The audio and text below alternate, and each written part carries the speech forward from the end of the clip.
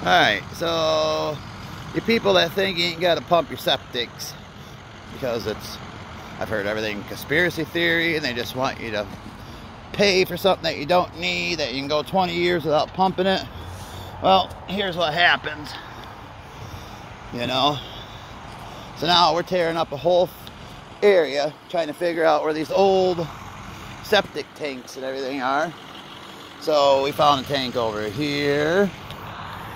You know, we found a tank here. I don't know how well we can see in there today, but that whole floor in there is just covered with debris and, well, I wouldn't say debris, leaves, but shit and toilet paper and baby wipes and all that stuff everybody wants to use on their ass nowadays. You know, then we got another tank over here. But because people think they can go years and years without pumping their tank, well, now we're replacing a line all the way across because that whole line is plugged and everything, and we just can't get it to open up. So that's why you should have your tanks pumped every year or 2 or 3, you know.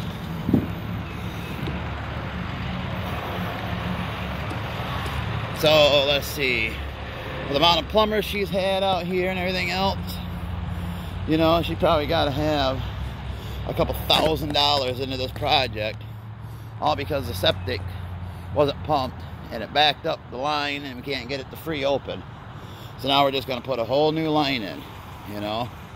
So, well, I don't know what they actually charge, you know, the time they pay an hour of drive and everything. So probably $500, so that's 15, 20. And them other guys, that's probably 300 a pop, so that's 1,000. So yeah, she might have, well, probably 4,000 or 5,000 now.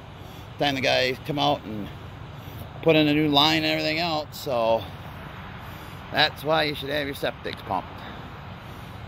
$200, $300, a hell of a lot cheaper than 3,000, 4,000, 5,000. So,